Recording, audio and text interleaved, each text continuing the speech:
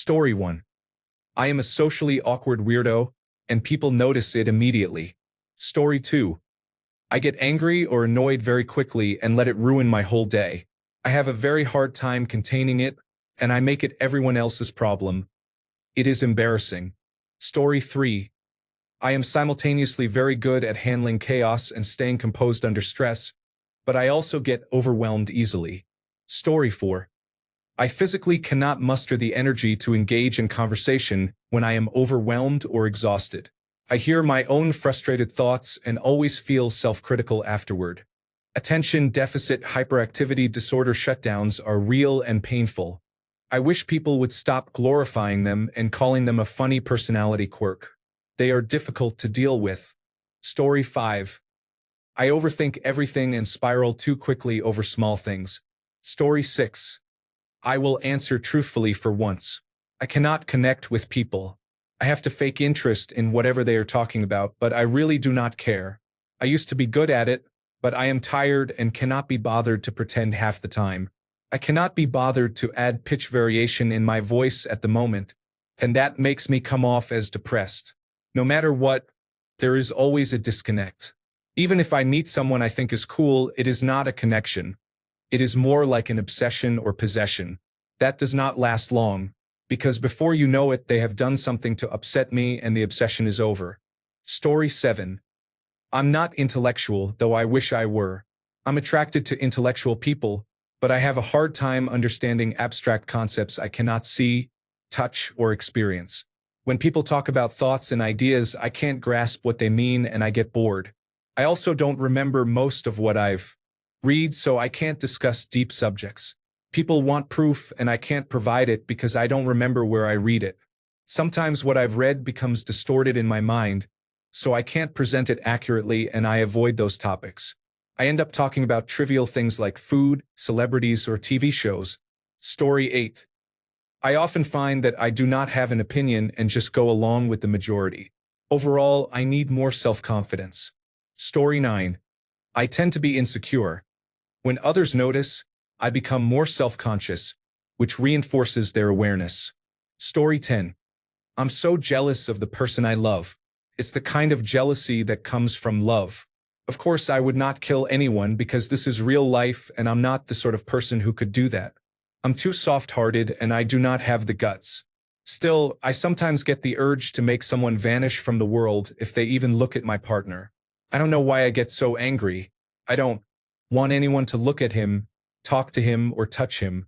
If I saw a woman being close to him, I would hate her for the rest of my life. I'm not sure whether to call this insecurity. I do not tell people how jealous I am, so maybe it is insecurity or a way of hiding how irrational I feel. I might feel like killing them in the moment, but I would never do it. I just get so angry and irrational. Story 11. I see both sides of everything, so I rarely know where I stand or trust my own perspective. It is awful. When I argue with someone, I often feel I am right but can be easily persuaded that I am wrong. This makes me overanalyze and avoid arguments, because any conflict plunges me into depression. Story 12. People say I smell bad, which is funny since I have only ever received comments about how nice I smell. Story 13. I act really weird when I am near someone I like. Story 14. Every time I stop caring about those around me and try to be there for myself, everyone leaves me, including friends, family, and even the love of my life. Story 15. I have sociopathic tendencies, according to my psychiatrist, but I am high-functioning and do not meet the criteria for a full disorder. This side of me became most apparent during a period of deep insecurity when I fell in love with the only woman I have ever truly loved. Stella was bright, honest, kind, and patient. I tried as hard as I could to be a better person for her, to meet the standards I imagined she deserved, but it often felt like I was wearing a mask, trying to be someone I was not. No matter how much I pushed myself, coldness, lack of empathy, and occasional disgust sometimes surfaced in her presence, and she noticed, not because she feared or disliked me, but because of how I treated others around us. I remember explaining once, in painstaking detail, that I had always been honest with her and never held a negative feeling toward her. Still, She said that seeing how I acted around others unsettled her.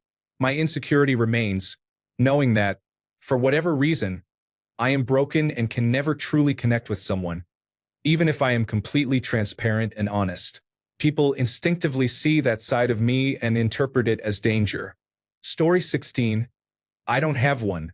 I usually don't like most people I see because they are always brightening, gesturing, or otherwise signaling that they would act like energetic vampires toward me. Story 17. I regress psychologically when I am triggered and stressed. I feel like a child when this happens. I feel vulnerable and must pretend that I am not regressed. Story 18. I've been told throughout my life that people who met me thought I didn't like them. I was amused at first, but now that I'm in my 30s and still hear it, both personally and at work, I'm starting to realize that it's probably kept me from having more friends and better work relationships. I've always had a desire to be kind, so it feels like something I can't control. Story 19. I feel like a coward around my dad. I cannot tell him anything important. Story 20. When I do not understand what is going on while someone is talking to me, I will try to end the conversation immediately. I hope they do not think I am rude. I am not trying to be. I am nervous and uncomfortable around people. Story 21. I am slow. I grew up constantly being called dumb by siblings, friends, and even my dad. Story 22. Attention deficit hyperactivity disorder and severe impulsivity make it difficult for me to think before I speak. I sometimes struggle to respond on the spot, which has led me to stay silent because I am afraid of sounding ignorant or too childlike. I also have slower processing, which has caused self-esteem issues and anxiety. I become overwhelmed when others process and learn things more quickly than I do. Story 23. I am recovering from more than 20 years of imposter syndrome. Mine involved people seeking out my insecurities, exposing them to everyone, and then laughing and humiliating me for years. It was very traumatizing. It was not a feeling. It was endless humiliation and years of being treated as subhuman. Perfectionism unintentionally played a role. A six-pack helps, and it reveals how cripplingly superficial many people can be. Again, I am recovering from the syndrome. It is not easy. Story 24. I have attention deficit hyperactivity disorder and anxiety. When I am not in a good headspace, I can become neurotic quickly. Story 25. I worry that I don't have a strong personality, and it makes me seem fake, performative, or boring because I tend to blend in with the people I'm around. Story 26. Stressful situations do not faze me in the slightest. I am not compatible with others. Story 27. I talk excessively and quickly. I try not to, but I have severe attention deficit hyperactivity disorder. When I asked my psychologist whether I have it, he said yes. It is funny but not good. Story 28. Regarding my facial expressions, I honestly do not know what I am doing or how I look. I am just praying I look normal. Story 29.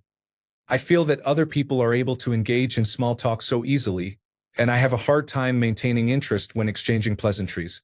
I have been told that I am too blunt and come across as very serious, especially at work. Story 30. People consider me weird. I seem different. They say I am mysterious or that they do not understand me. It is disheartening. Story 31. I can't seem to shut the front door, so I just ramble. I wish that one day I could shut up. Story 32. I have a speech impediment. The th sounds are remarkably hard for me, and English has many of them. It makes me a clumsy speaker. Story 33. I am a people pleaser and often feel selfish when I do something for myself.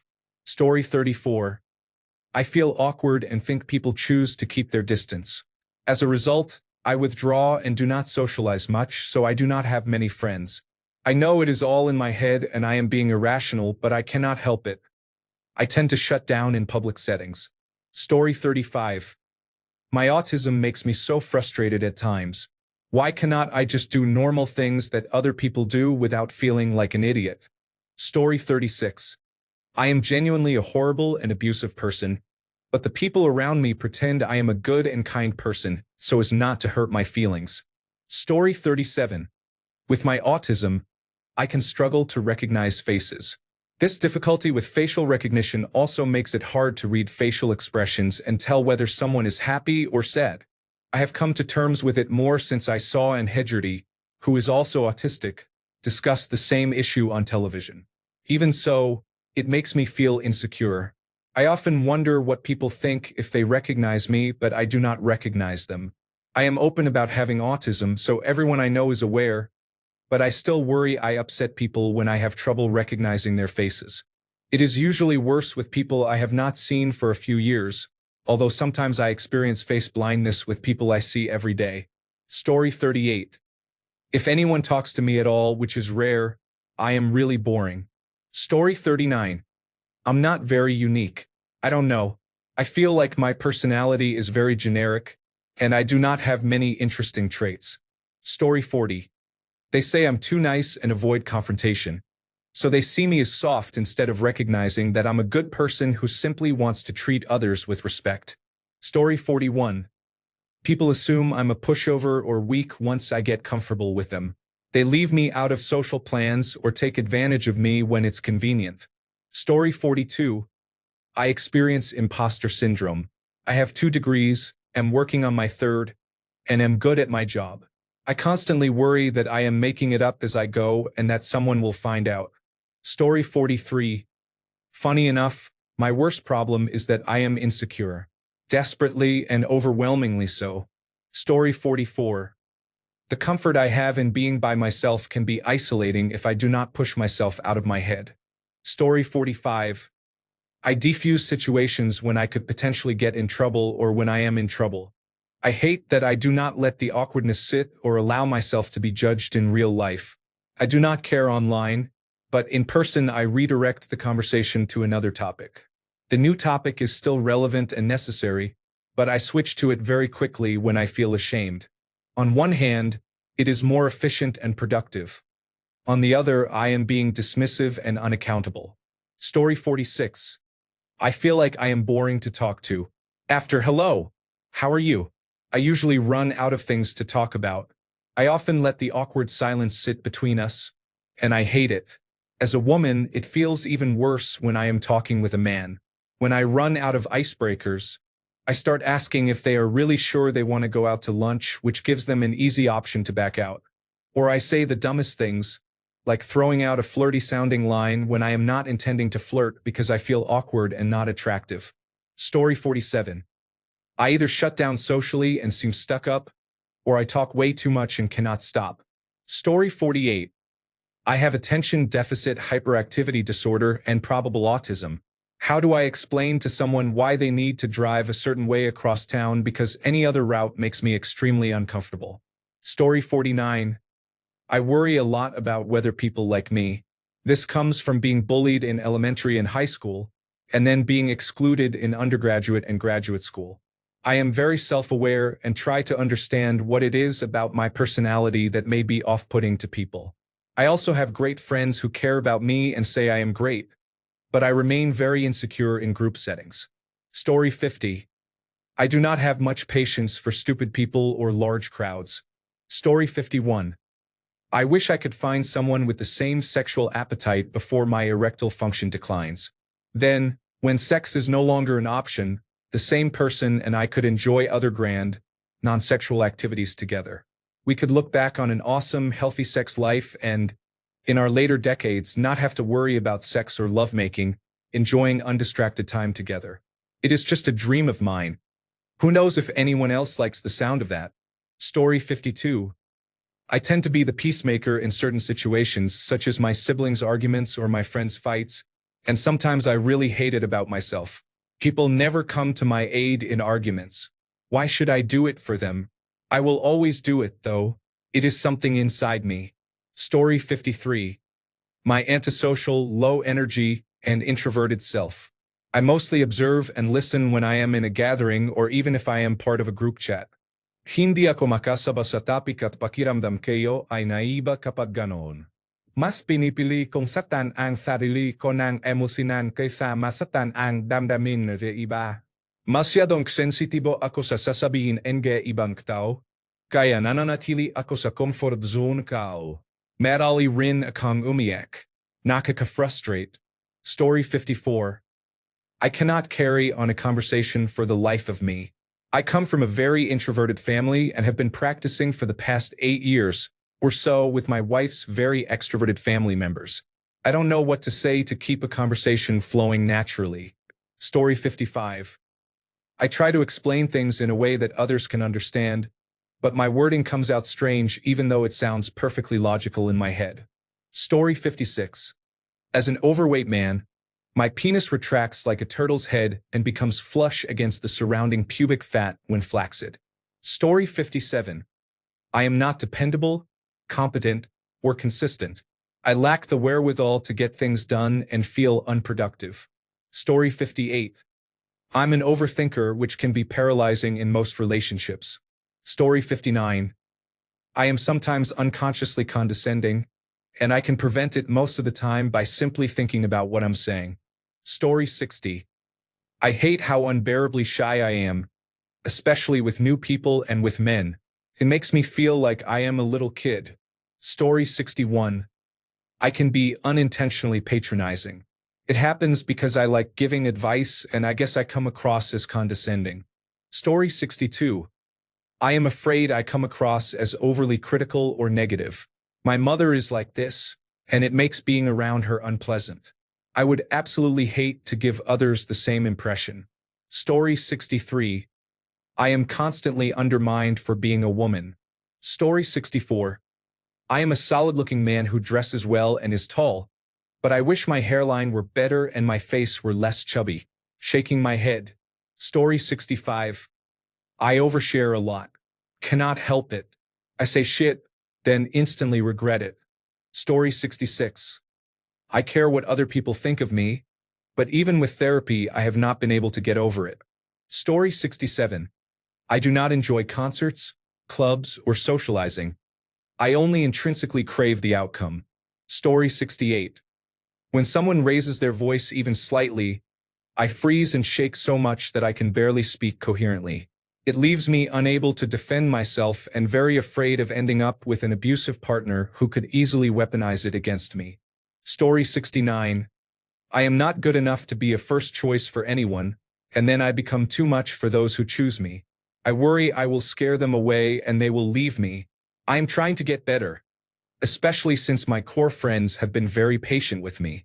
Thanks a bunch for sticking around till the end of the video. Remember to subscribe, and until next time, stay awesome and goodbye.